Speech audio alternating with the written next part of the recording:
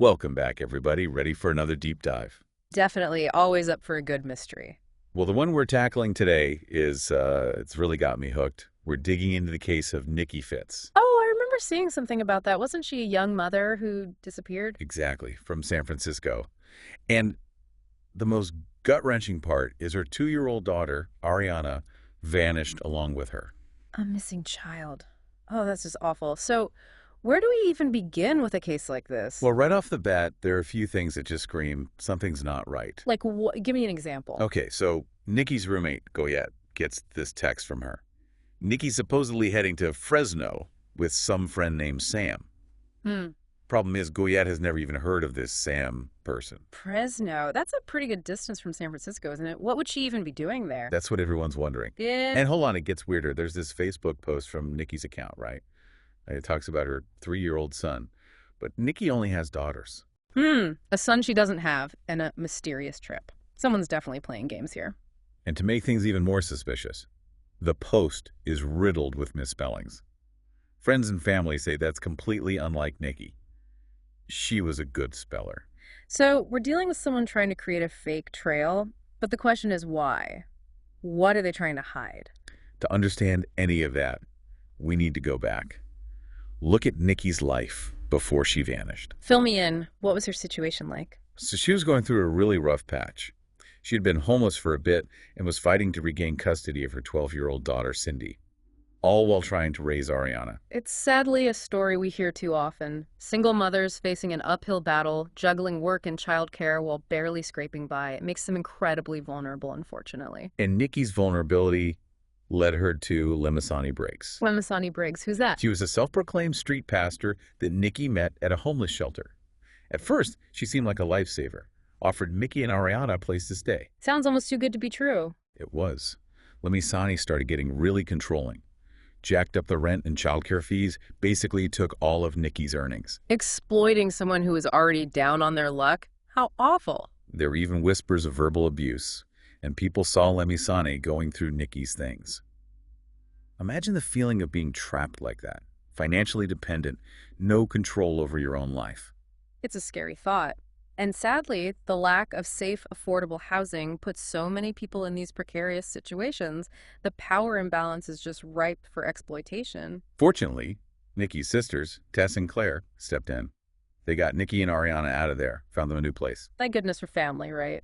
But I imagine getting away from Lameisani didn't solve all of Nikki's problems. No, not at all. She still needed childcare while she worked at Best Buy. Yes. She ended up leaving Ariana with Lameisani's nieces, Helina and Sio. That seems risky after everything that happened with Lameisani. And it turned out to be a huge mistake. After Nikki moved in with Goyette, Helina and Sio just refused to give Ariana back. They'd make excuses or just ignore Nikki's calls. They even claimed to have taken Ariana to Disneyland without telling Nikki. Wow. This informal childcare arrangement, it's understandable given Nikki's circumstances, but it leaves so much room for these kinds of conflicts, these power struggles, no legal protections, no clear boundaries. It makes you wonder what Helina and Sio were really after, just being difficult or something more. It's chilling to think about. And then, on top of everything else, Nikki vanishes into thin air. How did that happen? Do we know any details? Supposedly she was meeting someone at a restaurant and just never came back.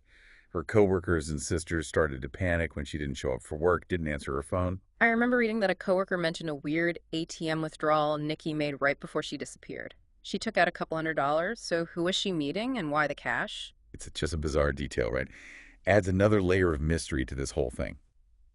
And to make matters worse, when Nikki's sisters went to the police, they initially didn't take them seriously because Nikki was an adult. It's that frustrating assumption that adults can just disappear, no questions asked, like their lives are somehow less valuable, especially when there's a child involved. Absolutely. The police should have been all over this from the start, considering Ariana was missing too. Unfortunately, it wasn't until a gardener made a gruesome discovery in a San Francisco park that the case finally got the attention it deserved. They found Nikki. Oh no. Yeah, her body. And that discovery, it brought more questions than answers. How so? What was strange about it? Well, they found her body under a sheet of plywood. And get this, it had this silver figure spray painted on it. This plywood, it's just .weird. Like, it has to be a clue, right? We actually have a photo of it on our website if you want to see it. Absolutely, I'm checking that out later. So the police, they must have had some suspects in mind after finding the body. Lameisani, Helina, and Sio were immediately on their radar. They were the last people known to have contact with Nikki and Ariana, after all. But when questioned, their stories were all over the map. They were evasive, wouldn't cooperate with investigators. Makes you wonder what they're so desperate to hide. Are they trying to protect themselves, or are they covering for someone else? And then there's this bombshell. Helina has a past. She was convicted of killing the father of her child when she was just 18. Wow, hold on. That changes things. So we have a potential connection to a previous crime. This is getting more complex by the minute. It definitely throws a wrench into things. It makes you question Helina's involvement in all of this, her motives. But we need to be careful not to jump to conclusions. Right, innocent until proven guilty. But this prior conviction, it definitely raises some red flags. It paints a disturbing pattern of behavior. 2 cases, both involving power dynamics, a sense of being trapped. It's a chilling thought, and it makes this whole case even more unsettling. And despite a massive investigation, the FBI, over 30,000 pieces of information, Ariana is still missing. It's like she vanished without a trace. It's heartbreaking. Right now, there's a $250,000 reward for any information that leads to her being found.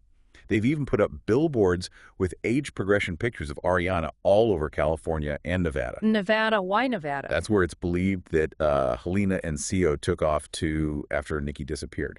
This is where organizations like the Black and Missing Foundation become so crucial. Yeah, tell me more about them. How do they help in cases like this? Well, sadly, cases involving missing people of color often get less media attention, fewer resources from law enforcement. The Black and Missing Foundation steps in, advocates for these families, keeps the pressure on, tries to generate leads. They've been instrumental in keeping Ariana's case in the spotlight. There was some news a while back about DNA testing and a search warrant for a car. Any updates on that front? Unfortunately, those details are still hush-hush. Understandably so, investigators need to protect the integrity of the investigation. Can't risk tipping off anyone who might be involved, right? I get it, but it's frustrating.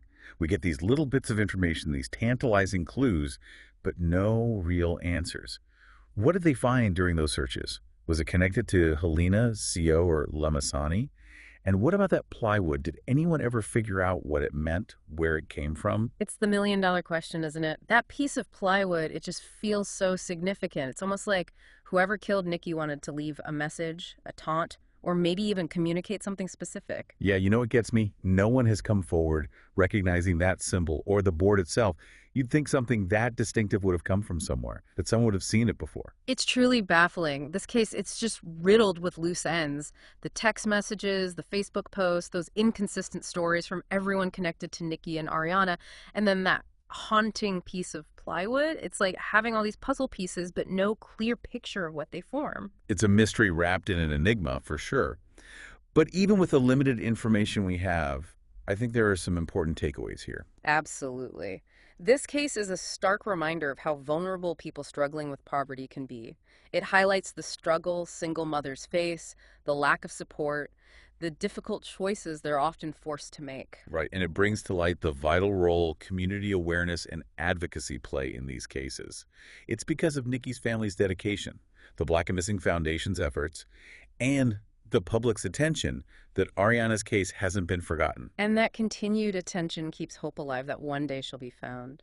I can't imagine the agony Nikki's sisters must be going through, not knowing what happened to Ariana where she is. And then there's Ariana herself. Yeah. She would be 9 years old today. All those years stolen from her, the birthdays, the holidays, the simple joys of childhood.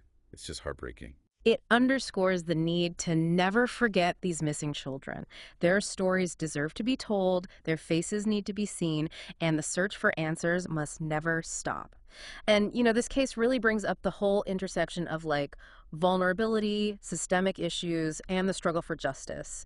Nikki's circumstances, her struggles with homelessness and custody, it all made her so much more susceptible to being exploited. It's tragic, but her story isn't unique, is it? So many people face similar challenges. They fall through the cracks of a system that just doesn't offer enough protection. You're absolutely right. But I also think it's fair to ask, wasn't Nikki taking a risk leaving Ariana in such an unstable situation? Yeah, it's a tough question. It's easy to judge after the fact. But I think the real issue is, What kind of support could have made a difference in Nikki's life, maybe even prevented this whole tragedy? Exactly. What could have been in place to help her navigate those challenges, make safer choices, makes you think about the support systems we have for vulnerable people, for families. Are they really effective? What more can be done? Big questions, for sure. And then there's the question of justice. For both Nikki and Ariana, no one has been held accountable for Nikki's murder or Ariana's disappearance, despite all the investigations. That lack of closure, it's got to be agonizing, especially for Nikki's family and friends. They deserve answers. They deserve to know what happened, and they deserve to see the people responsible held accountable. It's a stark reminder that justice isn't always a straight line. It takes time, persistence, a refusal to let these cases fade from memory. Couldn't agree more. And that's where community involvement is so crucial. Keeping Ariana's story in the public eye, sharing her picture, reporting any information, even if it seems insignificant.